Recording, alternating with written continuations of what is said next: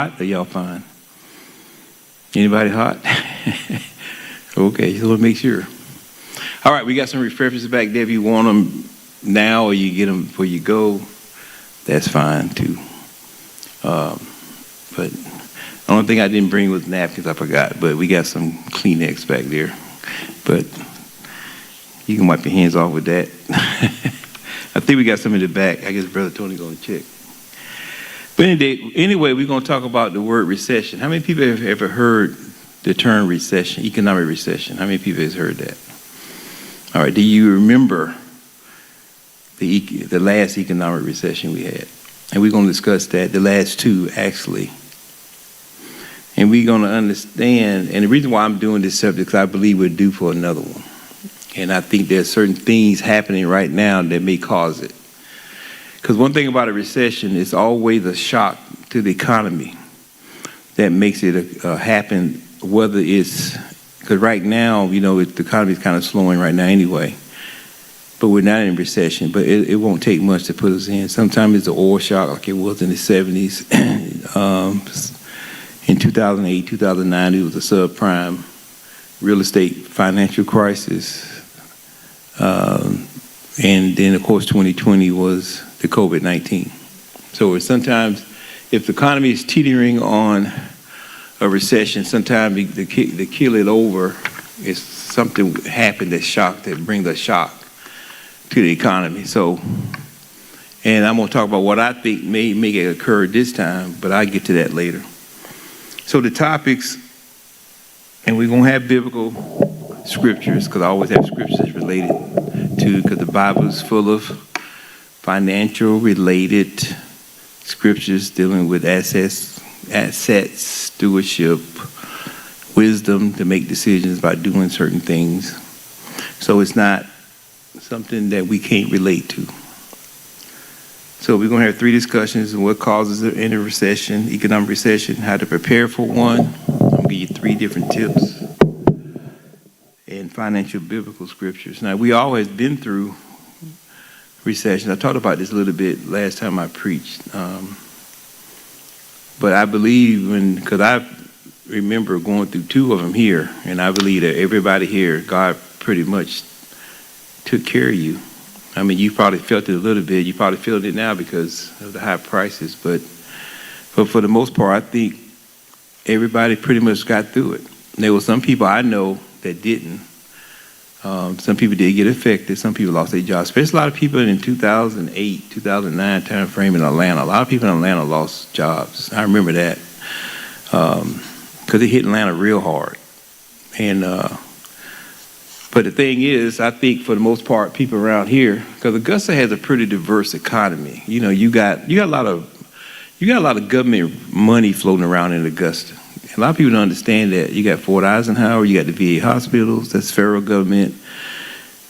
You got a lot of state money floating around because you got the college, the medical college. You got the regular, when it was Augusta University, was separate, and of course the hospital and things like that. So, and that kind of cushions it, and we had a lot of manufacturing, so it's very diverse. And of course the medical district. So it's a very diverse economy where they don't rely on one thing and pretty much everything, and then of course the education system. But pretty much everything that happened during that time, we still needed it. So let's get going. All right. The opening Bible scripture is from the Amplified Bible, Psalm 119:66. Teach me good judgment, wise and right discernment and knowledge, for I have believed, trusted, relied on you, and clung to you, to your commandments, which is the Amplified version. So in any situation, you can apply this verse to anything when it comes down to good judgment, whether it be finances, making just basic life decisions. But the whole thing is based on what I understand here is for I have believed and relied on you and clung on you. So, in other words, this verse is saying that no matter what the circumstance was, I still had my belief in you, God, that you would get me through. I clung to you. I relied on you. And that's what I believe that we should do anytime we have a situation, whether it be planned or not planned. We always got someone that we can cling to. Being born again Christians, instead of just something that's natural, we have a spiritual aspect of it too. So in introductions, so like I said, that's why I type these up. Then that way you don't have to just listen to what I'm saying. You can read this way on your own when you go home. It's very fact-based, so it's nothing I made up here. Since the end of World War II, in 1945, the United States have had an average, if I messed the words up on here, what I meant to say was on average have had an economic recession every 5 to 7 years. So we normally go through one every 5 to 7 years on average. So of course the last one we had was 5 years ago. So that's the average. Now sometimes they go longer, sometimes they go shorter. Because I remember in 1979 I was in Germany and we was reading in the military newspaper, the Stars and Stripes, about the oil crisis, the gas lines. I don't know if some of y'all remember that. And the inflation was really high. Interest rates had got up to 18%. And just think about it now, 18%. Because when I came back in 1980, and when I bought my car, it was at 15%. It had dropped 3 points. And then when I bought my first house 2 years later, it got down to 13%. Can you imagine people trying to buy a house at 13%? They crying. It's 6%. They crying. It was very high. But if you put your money in CDs, you made a lot of money. A lot of people did that because they locked it in at 18%. So last time we had a recession was in 2020 during COVID-19. The last time before 2020 was in 2008 and 2009. 2008, I remember that because I was in Virginia. And August of 2008, I'll never forget it. We had put our house for sale to come back here. And in August, I brought with a U-Haul truck. I drove, me, Brian, and Renee came down here. I was still in Virginia. I didn't come back to April 2009, so I was coming back and forth. But we had put the sign up in the yard, came here. We had a mortgage up there, and then we got a 2-bedroom condo down here. So, of course, we had to pay the mortgage while I was still up there until we sold it, and then of course we had to pay for stuff down here. So we was paying 2 different living expenses. And the thing is, that was the same year that President Obama got elected. That was in 2008. When I went back to Virginia with that U-Haul truck to turn it back in, that's when everything hit. That's when the financial crisis hit. And the real estate agent called me and she said, your house is too high. You're going to have to bring it down. Because the real estate market, because what happened, the banks stopped lending. They were lending, but it was real tight. So that meant you had less potential buyers. And in September, it really slowed down. But I told her I wasn't going to lower my price. I said, I'll stick it out, because she said, we're going to be on the market for a while. I said, well, whatever. So, but, that house sold in 2 months. I put an offering on that house to sell. 2 months later, it sold, and I got every penny that I asked for. So it is all about God, because like I said, circumstances with God doesn't matter. He controls how things happen for you. And the reason why I believe that occurred, in my opinion, because we obeyed, dropped everything, quit our jobs, and came down here. And I believe that that is what had occurred, because the circumstance said you shouldn't be able to sell your house at full price, because that's what the real estate agents were saying. And she was shocked when it sold in 2 months at the price I asked for. So the crisis, that was one of the reasons why I believe President Obama got elected. Because normally when we go through a recession or a crisis, the party that's in office normally lose. And at that time, it was George W. Bush. And I believe that's one reason why President Trump lost in 2020, because we was in a recession, and because of the fact of the COVID-19 and how he handled it. So people didn't re-elect him for that reason. So recessions cause presidents not to be reelected, or that party that's in office is not to be elected because they're going to blame it on them.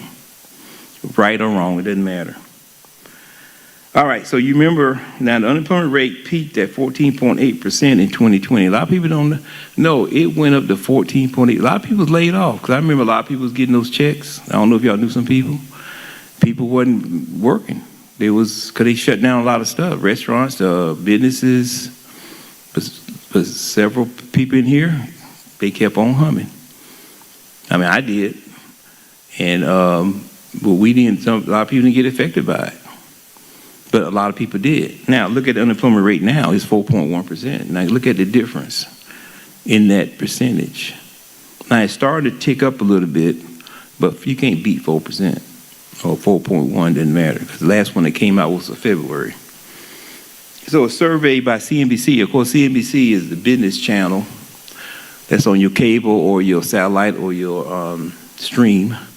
They did a survey in March, and they polled different mutual fund managers and strategists and financial analysts, and they put the possibility of recession at 36%, up from 23% in January because of the things they're starting to see that may occur. And if anybody got a 401k or your IRA, you notice that the last month or two, your stocks has really been going down. We don't have a 10% correction. They're trying to go up a little bit, but the market is reacting to the climate of what's going on right now. And they do it, with their money. If they see things are starting to go bad, they're gonna start selling, and that's when the market goes down. You got more sellers than you have buyers, and that determines whether the market goes down or up. So I think the main cause, if it does have, the main cause they say the reason, and I believe this too, that if we do go into a recession, it's going to be because of tariffs. We may be in the middle of a tariff war. Now, y'all don't understand that. We're going to talk about this a little bit. The last time this world was in a tariff war was in the 1920s.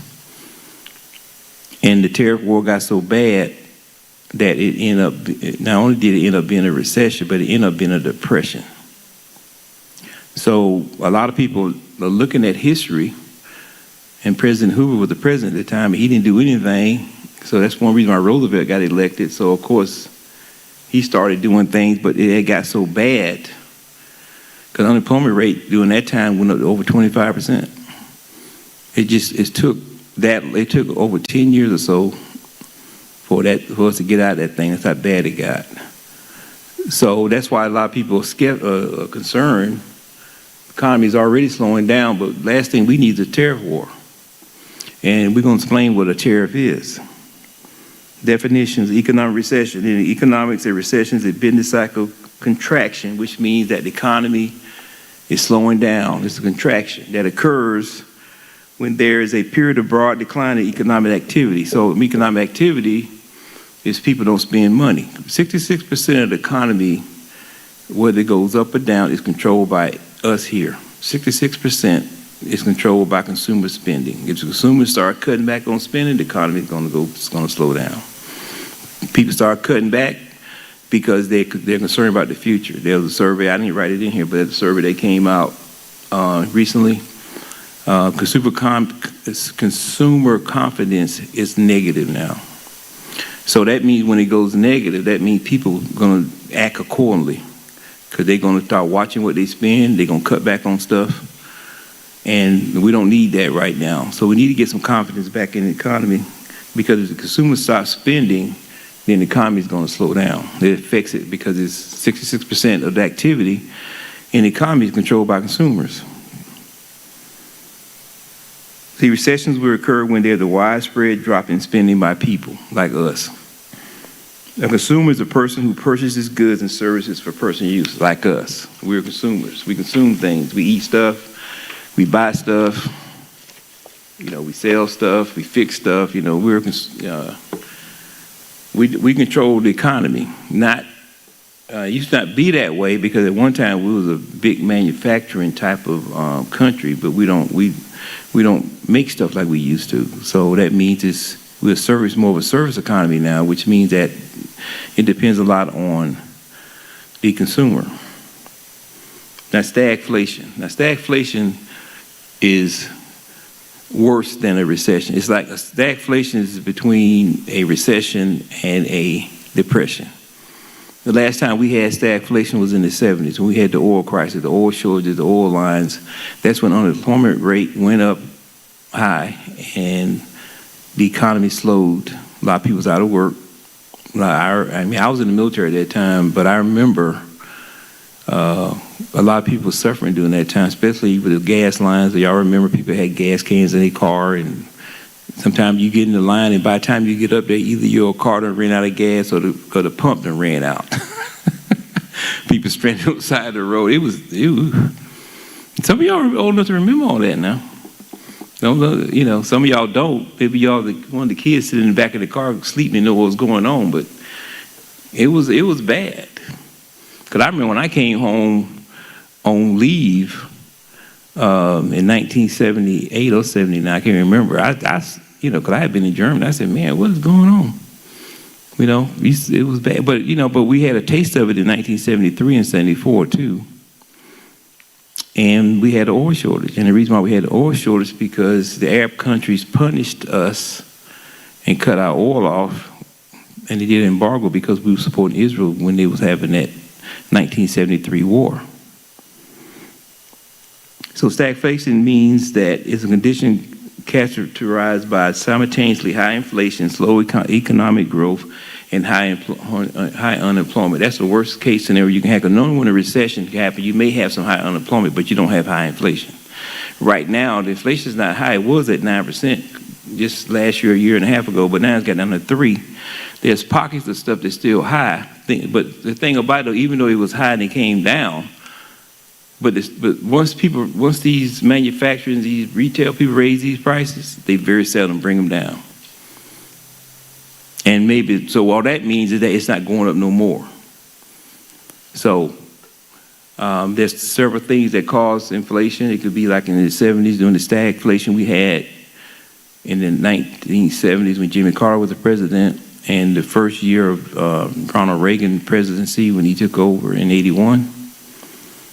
So that's the worst. That's the worst recession you can have is stagflation. So what's a tariff? A tariff is a duty. It's a tax imposed by the government of a country on goods imported from another country. We import so much stuff now. If we raise tariffs, which we're talking about 25% of autos made outside the United States, that's a tax on the consumer because most of the cars sold in this country now are foreign. 2 years ago was the first time ever that the cars that was American cars did not outpace the sale of foreign cars. You can look at the parking lot and see that. I look out there. I bet you somebody go count, there's more foreign cars out there in that parking lot than American cars. I bet you. I know everybody's car. So it don't take much to figure it out. And a lot of people don't understand, even Dodge is not owned by America anymore. It's owned by the Italians, I think. So a lot of people think it's not American owned no more. But most of the cars are still made in the United States because they don't have the factories over there. But most cars that we buy, even though they make a lot of cars here, Toyota make cars here, Nissan, all of them, but we still import a lot of cars because they don't make every car here. They make certain cars here. So question number one, if we were told that we were currently in a recession, what would you do differently with your money? Anybody? Just say we're in a recession. Now, most consumers, when they hear that, they're going to hunker down. And they're going to know it, too, because things going to start slowing down. People going to start get laid off. They're going to know. And when consumers feel a recession, because they're already feeling it now through the survey, not saying it's happening, but they anticipating it, they start slowing down what they spending. They only buy the necessities. So what would you do different with your money? Would you do the same thing everybody else would do? You probably would. You probably would. You only buy what you need. And most people would do that. That's why I always tell couples when they get ready to buy a house, only qualify with the house with the person making the most money. Never qualify with both of y'all salaries. I mean, you qualify with both of your salaries, but use only one as the basis for how you're going to make your payment. Because then if somebody loses a job, then you don't have both of the jobs tied up in your house payment. During the last recession in 2020, were you able to pay your bills? Who was not able to pay their bills in 2020? Anybody? I think most people were if you was employed, right? So were you able to pay your bills? Did God provide even then? If you think about it, sometimes we take God for granted. You know, we go through stuff. COVID-19 was bad. Think about it now. We shut the church down in March. 25 years ago, guess what happened in this church? March. Guess what? You wasn't here. We shut the church down in March and they reopened it until when? June. And the thing is, the church still, people were still paying their tithes, giving to the Lord. The church was there to pay the bills. God provided even for the church when it was closed. And most people was able to stay unemployed and still pay their bills. That goes to show you that even during the bad time when other people was unemployed, God still provided. He still provided. And that's why sometimes I said this 2 Sundays ago, I said, even though a recession may be coming, but I'm not going to participate. Because as long as we got God on our side, you don't have to participate. That's just basically what it is. You got a question? Or you just agreeing with me? Which one?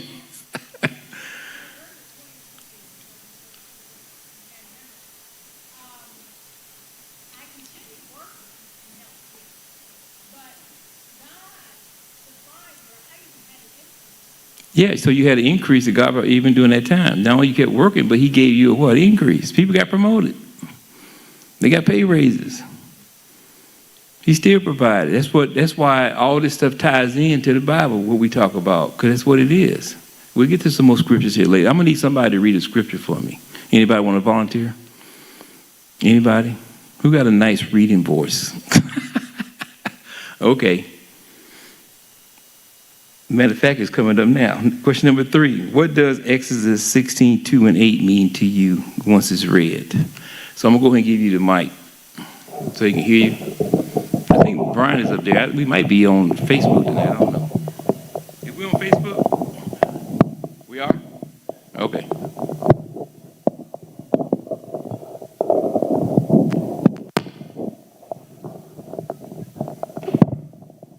So before we start reading it, now, this is when the children of Israel were remember that song by the Winans, Let My People Go? Okay, the Pharaoh let everybody go. You remember the part of the Red Sea and all that? So they're out in the middle of the desert, and they complaining. Now, we were slaves, but we ate better when we were slaves. So now Aaron and Moses got a problem.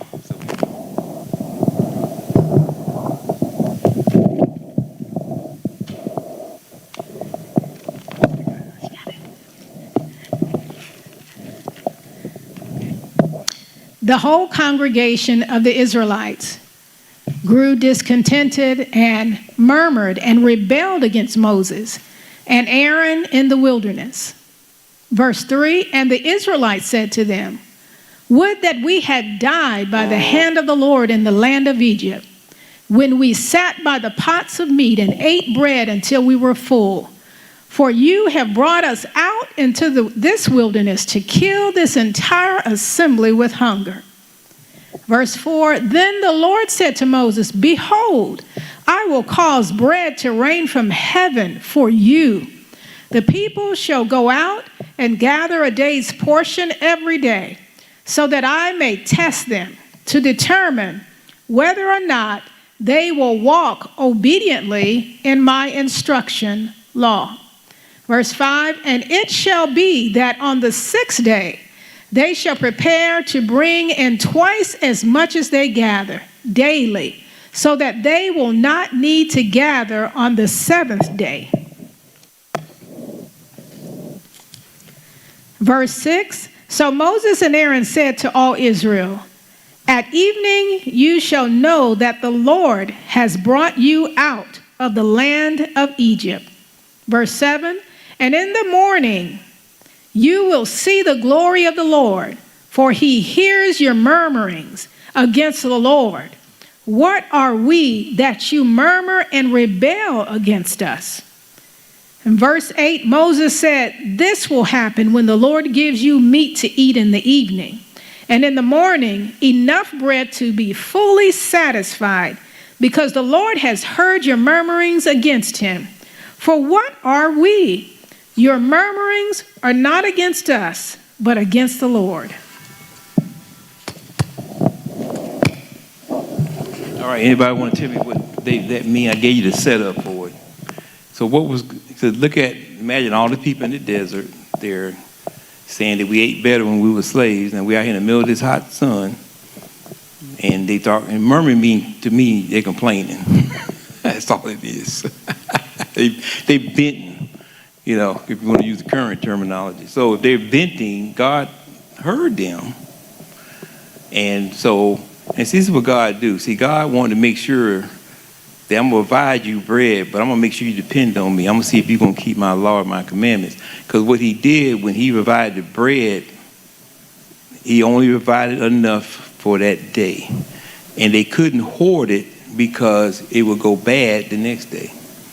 So they had to depend on him every day to give him the bread and the meat in the evenings. And then, of course, on the sixth day, he made sure they had twice the provisions, because the seventh day was the day he wanted to make sure they had enough for 6th and the 7th day. So they had to depend on him. So, of course, if you want to compare this to what we're talking about, they was going through a recession. They probably was in a depression because they was out in the middle of nowhere. They was going through the promised land. A lot of them didn't never go because they was out there for 40 years, so it took a whole generation to die off before, because they never saw it, to include Moses. But the thing, every day, every morning when they woke up, what was out there? It was bread from heaven.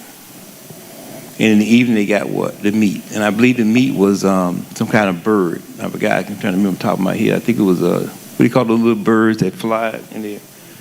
Quails. Yeah, it was quails. So, even in that depression or that recession that they had, God still did what? He still provided. He knew what they needed. And even though the circumstances and the environment they was in could have told them that we're not going to live, because they were saying we was better off as slaves, because at least we ate till we was full. And the reason why they filled you up, because they wanted you to make sure you had enough strength to do all that labor they had you doing. Because they liked you. They wanted to make sure y'all stayed alive. And so what I'm saying is this: no matter what we hear about a recession or whatever, God is still going to do what? He still provides. And that's why I was asking people questions about what did you go through in 2020? Was you still able to pay your house note? And a lot of people wasn't that blessed to do it. A lot of people struggle, because I was doing a lot of counseling on financial counseling, people one-on-one during that time.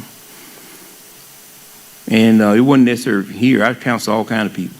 So a lot of people were struggling, and they had to redo their budget and help them get through it. I talked to somebody here today that was talking about how I helped them in 2020 and how they got debt-free.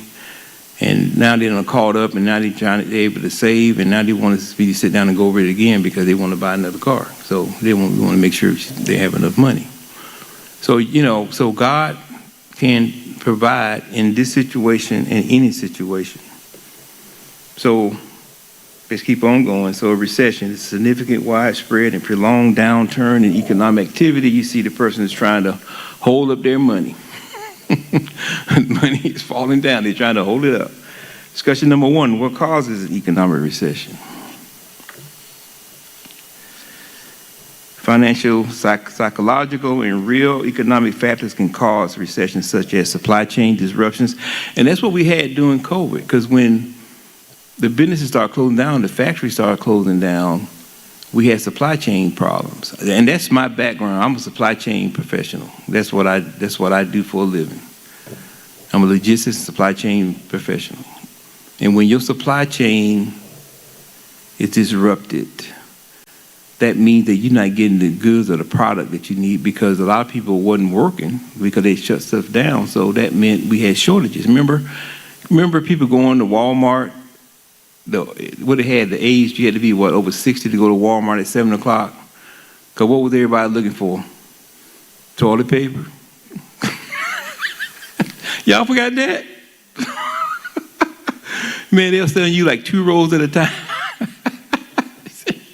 But see, I had already, I keep a bulk stuff in the house anyway, so I was fine. But then again, I would go in there and get me a couple of rolls or whatever they let me have. And I saw some toilet paper I ain't never even heard of. I don't know where they got it from. It was the brand X, wherever these companies. But I remember that, and then you had to be, so I was old enough to go in at 7 o'clock, because they was checking, I forgot what the age was, I think it was 60. Everybody else had to wait till 9 o'clock to get in there? So you had first shot at everything, even though they limited it. But remember, y'all don't remember the paper towels shortages? It seemed like toilet paper and paper towels, everybody wanted that for some reason. Well, I understand the toilet paper, I couldn't figure out the paper towels. Huh? Well, yeah, and you had to drive everywhere to get hand sanitizer. I walked in CVS one time. The lady said, "You looking for hand sanitizer? We don't have any." So she didn't want to waste my time me going in there. Yeah, start making your own, right? Everybody wearing masks and being distanced. You remember that you stand in line, they had the little feet where you couldn't stand but here, and the person was staying there. Y'all see? Y'all remember all that? The kids went home, the teachers went home. I think the kids are still affected by that. So it was a lot of stuff going on because we was in a pandemic. Now, we had been in the COVID pandemic before, back in the early 1900s. After World War I ended, in I think it was 1918 and 1919, we had a COVID issue because some of the soldiers overseas came back and they brought it with them. And they called it the Spanish flu. You look that word up, and it basically meant that it started in Spain, and a lot of American soldiers being in Europe got caught up in it. They brought it back in, gave it everybody. And a lot of people died because they had nothing for it, nothing during that time. So this ain't the first time we didn't have it. So hopefully our new health secretary, who is not a vaccine believer, I hope he don't start cutting back, because I already heard that CDC, the Center for Disease Control, based out of Atlanta, where they do a lot of research on a lot of diseases and this, we got this measles outbreak going on. They're gonna cut them 30%. They already told them. So now we're gonna have less people doing research on stuff. They try to keep us safe. So the thing is, that's why a lot of people are shaky right now, because they're looking at all this stuff going on and all these people being laid off, and some people in some critical areas, and they wondering what's going to happen. That's why the consumer confidence is going down. That's one reason why. Question number 4, what are some of the provisions God will still provide for us during an economic recession? We just talked about it. What did he do? He still provided for you, right? Because you still able to go in the store and buy stuff in 2020. Whether they had it or not, you still able to go. Why would you go in the store if you couldn't afford it? It was just a matter of whether or not it was there or not. That's when I don't even go to the store hardly no more. That's when I start having my stuff brought to my car. I just go online to Walmart right by my house, 5 minutes from my house. I look online to see what they got. I order it. And I give them a time, and I sit there till they bring it to me. I still do that today. I don't know how to ever go in the grocery store anymore, unless I really just need 1 or 2 items to get up in there and get out of there. So the thing is, sometimes when stuff like this happens, then you keep those habits that you learned during that time. Because before that, you couldn't even order them from Walmart to have them bring it to your car. Now, Kroger was already doing it, but Walmart wasn't doing it. But they're doing it now. But he still provided provisions for you, even during the economic recession. And everybody was scared during that time, 2020. I'm trying to bring everybody's memory back here. Question number 5, in your opinion, what is the meaning of Matthew 6:25 through 26? You want to read that again for me?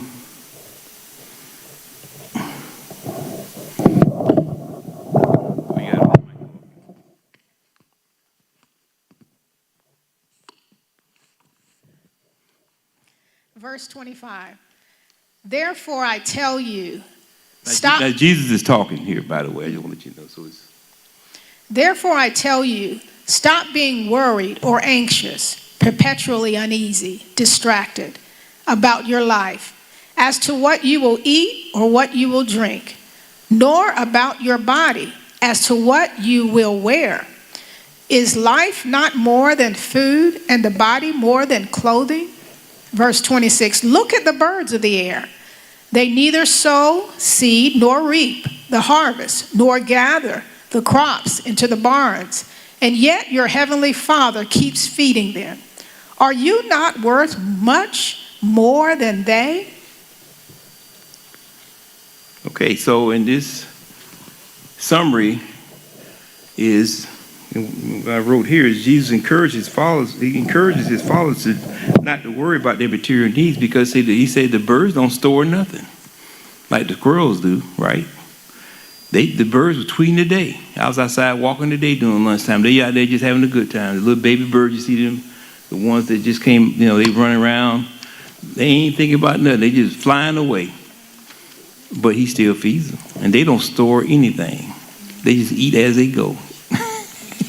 So he said, if I take care of the birds, why? You're worth more than them to me, because you're human.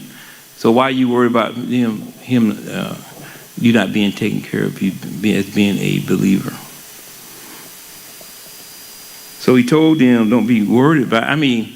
It's a difference between, this is just my personal opinion, there's a difference between worrying about something and being concerned about something, or not being oblivious to something. You can't walk around here with your head up in the air like you don't know what's going on now. So you still got to take action in doing certain things. You still got to go to work. You still got to pay your bills. You got to do stuff like that. You just can't walk around, okay, I ain't going to do that. I'm going to let God take everything. No, that's foolish faith. You still got to do stuff. But what he wants you to do is know that he still provides. If you provide for the birds, he will provide for you and them, as Jesus said here too, as they are because they are greater value. We are greater value. So that's why when you see the little birds flying around, you see they eat as they go. They don't store nothing. They don't. Like we do with refrigerators, like the squirrels do. They all, they stock up all winter. Anybody got any questions or any comments about this? All right, I'm ahead of myself. I'm not quite. I'm a little late. I gotta give myself 5 more minutes because I started 5 minutes late. Okay, we're gonna talk about stagflation. Now, stagflation is that boogeyman word, or the worst type of recession. Now, since World War II, we've only had stagflation happen once. That was in the 70s. And most of the time it happened late in the 70s. That's when interest rates were up high. Unemployment it wasn't as bad as COVID-19, but people still get laid off. There was a lot of inflation. We had oil shortages, and that would really cause it because of the embargo and the fact that the United States didn't really produce enough oil to offset anything that came from overseas like we have now, because we produce more oil now than ever. So that's the worst kind of recession. The reason why I'm talking about this, because if you start hearing, because I'm starting to hear stagflation on the news. If you hear that word stagflation, now you know what it means. What is the traits of it, or the results of it? It's high inflation, it's stagnation, slow economic growth, high unemployment. What causes it? A lot of things can cause it, like a sudden increase in oil, poor economic policies, like excessive government spending, or the interest rates too low. That's what happened in the early 70s when Richard Nixon was the president. He appointed someone to be on the federal board that was a personal friend and political friend to him. And when the inflation was starting to hit, and instead of him lowering, so see, when inflation comes, the government has to raise interest rates to kind of keep it from getting out of hand. But what he did the opposite. He started lowering it, and then it got out of hand. So by the time by the time Nixon left office, Gerald Ford was left holding the bag because in 1973, 74, we had a recession. Then when Jimmy Carter came in, then the recession, then stagflation hit in the late 70s. So that problem that occurred in the early 70s caused a lot of that stuff that happened as far as the high inflation goes, because you can't be lowering interest rates when inflation is going up, because it's counter to it. It makes it worse, because what you're doing is you're making more money cheaper, and people gonna have more activity, and you're trying to slow down the activity because that's what caused the inflation in the first place. Like I said, the last time we had it was during the 70s. The whole 70s was bad. You know, I remember I was 15 years old and I was going to get my learner's permit. And I remember gas was 45 cents a gallon. Can you believe that? Next thing you know, it was 90 cents. And back then, if something went up to $1, man, it just doubled in price. Can you imagine if oil would double in price now? It'd be close to, what, $6 a gallon? And back then, even though that sounded like a small amount of money, I said, now here I'm getting my thing. And so my dad said, well, I guess you ain't going to be driving that much. Because I didn't have no job. So I'm just saying that these little stuff like that, I remember it. That's why I got a job when I turned 16, because I was going to drive that car. If I had to, pay my own insurance and my gas. So that's what I did. So interest rates peaked at 18% in 1979. The unemployment rate, even though it only went up to 9%, but compared to what it is now, it's 4%. So it wasn't as bad as COVID-19. Discussion 2, how to prepare for a recession. I'm going to go through this real quick. Review your budget. Ask yourself, how much money do I need to earn to pay my bills and cover my essential spending, not what you want. And then this is your basic income, this is your basic income that's required, and that's it. And that's all you have to look at. Make sure you got money saved up for emergencies, and that you better pay your bills if somebody loses their job or something, and then pay down debt. I talked about this 2 Sundays ago. You can read all this on your own. And the financial scriptures, we already went over them.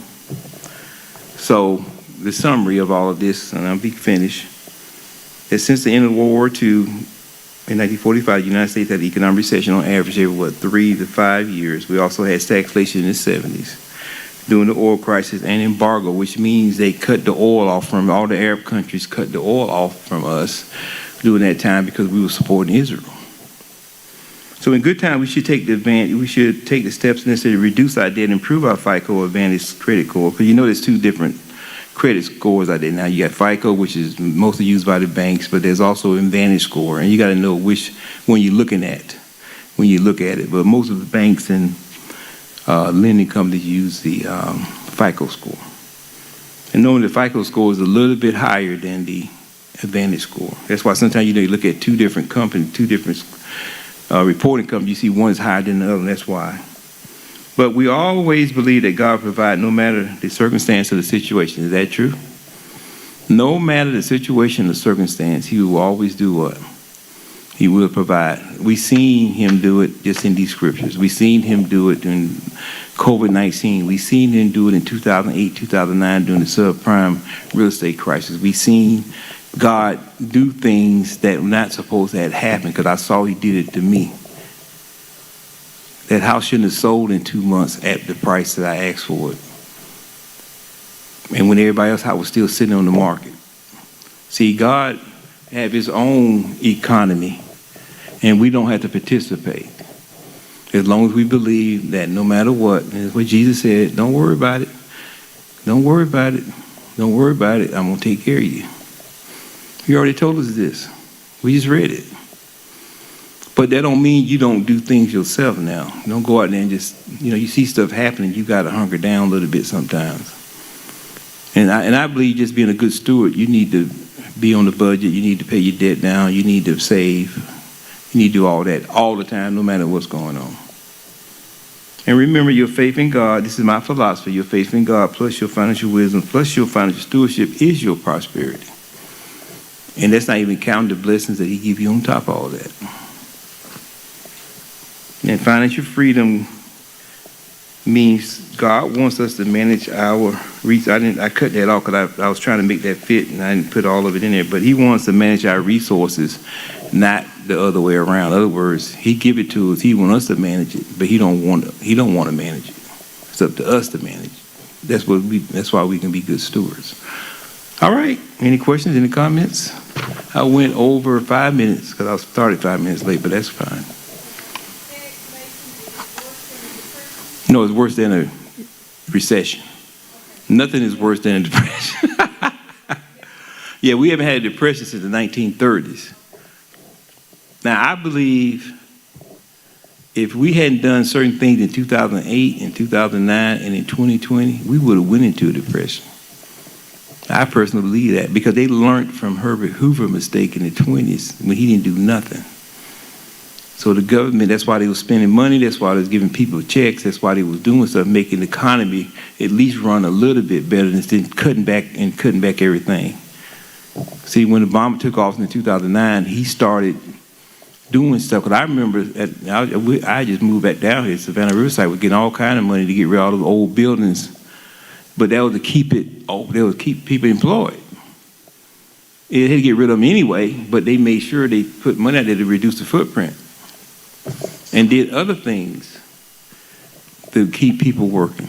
And that's what Franklin Roosevelt did in the 30s. He started coming up with these different activities and putting money into it to get people employed and because money is got to churn to the economy. It got to go through a lot of people's hands in order for it to work. Any other questions? All right, well, we're going to go ahead and dismiss.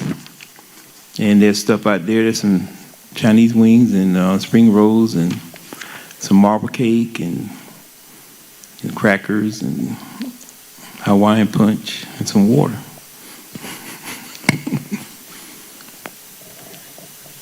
We're going to have Brother Sid, when he come up here, he's going to pray us out.